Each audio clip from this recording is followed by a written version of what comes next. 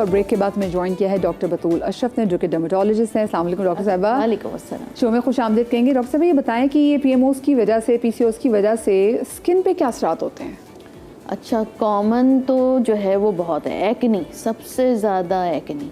तो पेशेंट जब आता है तो हम उसको डायग्नोस ही कहते थे कि है तो जी मल्टीपल एंडोक्राइन सिंड्रोम्स हो गए, ठीक है, क्योंकि एक्नी होती है, उसके साथ साथ आपकी पूरी जो है गर्दन ब्लैक हुई भी होती है, ठीक है, acanthosis nigricans, insulin resistance develop हुआ होता है, तो डायग्नोसिस हमारी डायरेक्ट जाती है कि जी इनको कोई ना कोई। अक्सर लोगों को लग रहा होता है कि जो गर्दन पे जो काली हुई होती है, ये शायद चेन पे हमने चेन पहनी है, उसकी वजह से खवातीन कहती हैं बिल्कुल, या पसीना ज़्यादा आ रहा है, उससे डेवलप हो रहा है।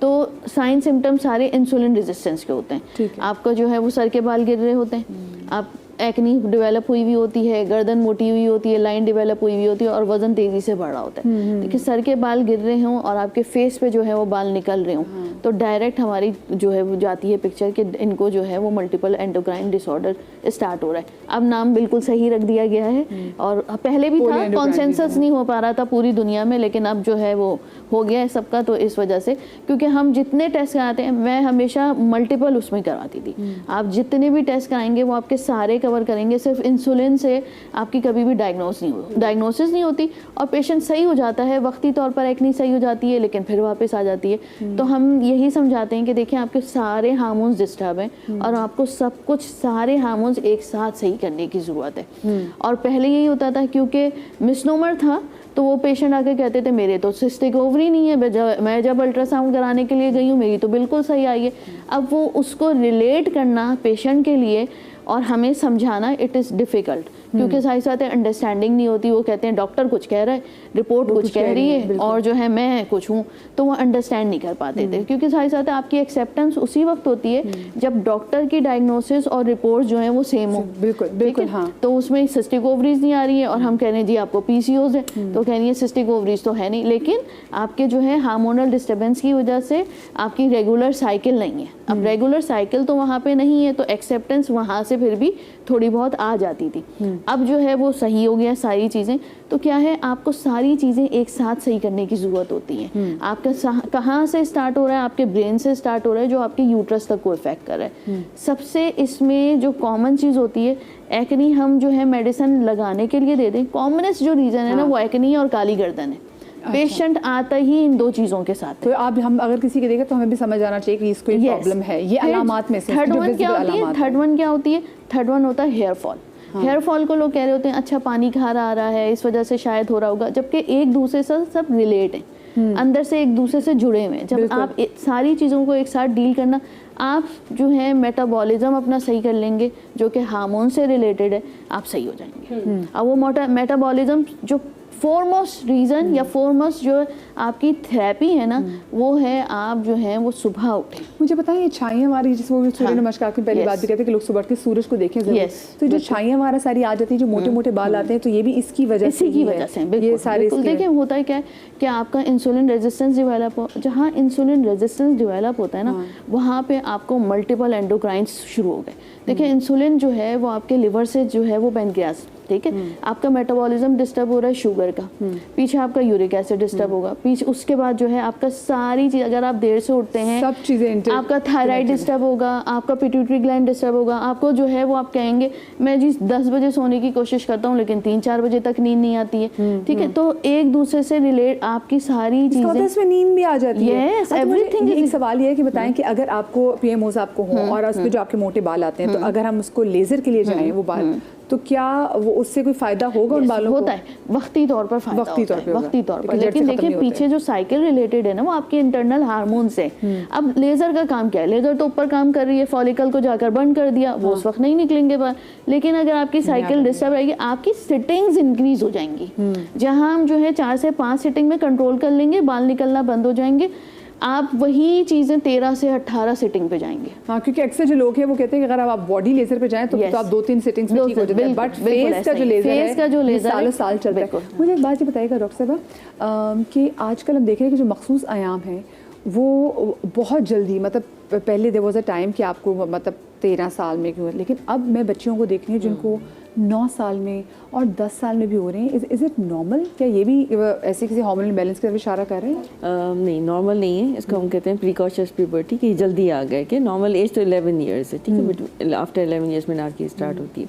लेकिन अगर इसका मतलब है हार्मोनल इम्बैलेंस हो जाते हैं, हम देखते हैं कि लड़कियों में मैच्योरिटी जल्दी आ जाती है। सो ऑब्वियसली उसके बहुत सारे रीजंस होते हैं, वर्कअप करना पड़ता है कि क्यों उनके अंदर हार्मोन्स जल्दी रिलीज हो गए। आपने वैसे क्या देखा, क्या रीजन होती है डॉक्टर साहब? कोई उसमें बहुत सारी कॉजेज हैं, कुछ कोई ट्यूमर हो सकता है, खुदा न खास्ता आपके ये सारे हार्मोन्स ब्रेन से निकलते हैं, ठीक है, उसमें हाइपोथैलेमस का कोई इशू हो सकता है, या जो हमारी जेनेटिक टेंडेंसी हैं, या कोई दवाइयाँ खाई हों, कोई हार्मोन्स उन्होंने लिए हों, उसकी वजह से हो सकता है, या कुछ एंडोक्राइन इश्यूज होते हैं जिसकी वजह से हो सकता है, या बहुत सारे मेजॉरिटी केसेस में इडियोपैथिक होता है कि कोई रीज़न नहीं होता। तो फिर आप उन बच्चों को फिर, क्योंकि वक्त से पहले अगर पीरियड किसी को आ गया तो क्या होता है कि आपके जो बोन्स हैं उनकी एपिफिसिस क्लोज हो जाती है, तो उनकी हाइट इतनी ग्रो नहीं करती। तो जिस बच्ची को 11 साल की उम्र में जो हाइट अटेन करनी है या 13 साल में, वो अब क्योंकि पीरियड आ गया तो हार्मोन्स आपकी चेंज हो गए, शिफ्ट हो गए, तो वो आपकी बोन क्लोजर हो जाती है, तो उनकी हाइट छोटी रहने के चांसेस होते हैं, और ग्रोथ में और भी चीज़ें जो उनकी होनी होती हैं उस एज के हिसाब से वो जल्दी हो जाती है। तो इसलिए उनको ज़रूर डॉक्टर को जल्दी दिखाना चाहिए, उनके टेस्ट होने चाहिए, बाकायदा तशख़ीस होनी चाहिए, और फिर उनको सप्रेशन पे रखते हैं ताकि उनके पीरियड ना आए और वो अपनी ग्रोथ अटेन कर लें। वंस वो उस एज पे पहुँच जाएँ फिर उनके हार्मोन्स को ग्रेजुअली फिर मैं तो अपनी लिए सोचूं तो मुझे तो 18 साल तक मुझे लगता है मेरी हाइट बढ़ी थी लेकिन इसमें आप ये देखें, अब चीज़ें जो है वो काफ़ी चेंज भी हो गई है। ये जो हार्मोनल इम्बैलेंस होता है, इसका हमारी मेंटल हेल्थ पे जो है वो कितना रोल होता है डॉक्टर साहब? बहुत ज़्यादा रोल होता है मेंटल हेल्थ का। एग्रेशन, एंग्जाइटी, गुस्सा आना बेवजह, और ये पीमॉस के भी सिम्टम्स में एक सिम्टम है, फटीग, बहुत थकावट महसूस होगी। सो ये सारा पार्ट एंड पार्सल जो है पीछे बैकग्राउंड में हार्मोन्स का इम्बैलेंस है। और इस मेंटल जो स्ट्रेस को या मेंटल चेंजेस को कैटर करने के लिए आप अपना लाइफस्टाइल चेंज करें। लाइफस्टाइल चेंज करने में जैसे भी डिस्कशन हो रही थी, प्लीज़ अपनी ज़िंदगी में वॉक, एक्सरसाइज को रूटीन बनाएं, जो कि हमारे यहाँ नहीं होता। कहते हैं कि हर 10 मिनट के खाने के बाद अगर आप 10 मिनट भी वॉक कर रहे हैं ना, तो आपकी बॉडी में 30% जो ब्लड ग्लूकोज है वो एकदम सेटल डाउन हो जाता है। और अगर आप किसी वजह से नहीं वॉक कर सकते हैं, कोई ज्वाइन कर लें, जिम ज्वाइन कर लें।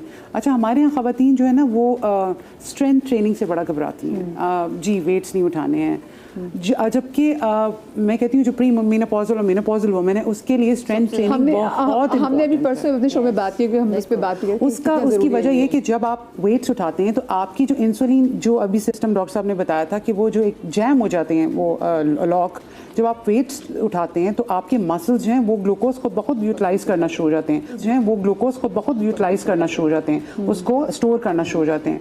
इंसुलिन का काम तो अपनी जगह रुक गया, but once you are exercising and you are lifting the weights, तो आपकी बॉडी में इंसुलिन और ग्लूकोज को बहुत रेगुलेट होना शुरू हो जाएगा। तो ये प्लीज़ इससे ना घबराएं कि आपके मसल्स बन जाएंगे, हम मस्कुलर हो जाएंगे। छोटे कम वेट से स्टार्ट करें, ये नहीं, मैं ये नहीं कहती 15 किलो का डंबल उठा के आप जिम में शुरू हो जाएं।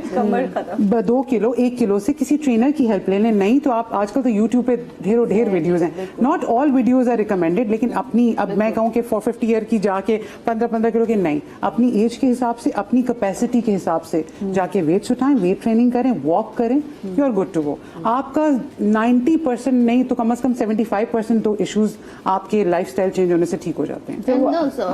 फोरमोस्ट थिंग इज दैट कि आप सार्कोपीनिया, ऑस्टियोपोरोसिस, इन 2 बीमारियों से तो आप बच जाते हैं एटलीस्ट। प्री मेनोपॉज में क्या मिथ है खवातीन की कि हम वेट नहीं उठाएंगे हमारे मसल्स बन जाएंगे, हमारे ऑलरेडी आपका टेस्टोस्टेरोन लेवल बढ़ा हुआ है, अगर आप उठाएंगे तो वो टोन डाउन हो जाते हैं। ये वेट ट्रेनिंग फिर कितने साल की बात करनी चाहिए?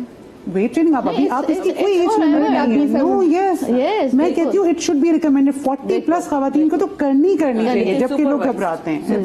सुपरवाइज, यस, नॉट मतलब आप सुपरवाइज ट्रेनिंग करें, पता चले कि मसले पूरे। शी इज वेरी राइट ना। अच्छा, मैं और डॉक्टर बिल्किस को देखिए, डॉक्टर बिल्किस वो तैयारी करी कि अच्छा वेट ट्रेनिंग करी, डॉक्टर बिल्किस सोची मैं टाइम कब निकालूंगी जिम के लिए। मेरी वेट ट्रेनिंग हो जाती है क्योंकि मैं इतनी सारी चीजें उठा के इधर से उधर हो रही होती हूँ। No, it's not weight training, with the dumbbells, proper dumbbells. अच्छा, मुझे बताएं, आपके पास जब लड़कियां आती हैं, क्योंकि जब इसी प्रॉब्लम के साथ आती हैं तो एक तो ऑफ कोर्स वो एक डिप्रेशन से गुजर रही होती हैं, अगर आपको पीसीओएस हो तो फिर आपको होता है कि जी हाँ मैं मे बी इनफर्टिलिटी भी बिल्कुल, ये सवाल तो बहुत, हाँ ये इनफर्टिलिटी से, तो आपने मुझे इसका जवाब देना लेकिन ब्रेक के बाद, और क्योंकि बंदों में भी बहुत किस्म की हार्मोनल जो है इम्बैलेंस होती है, वो किस सूरत में होती है डॉक्टर साहब बताएंगे छोटी सी ब्रेक के बाद।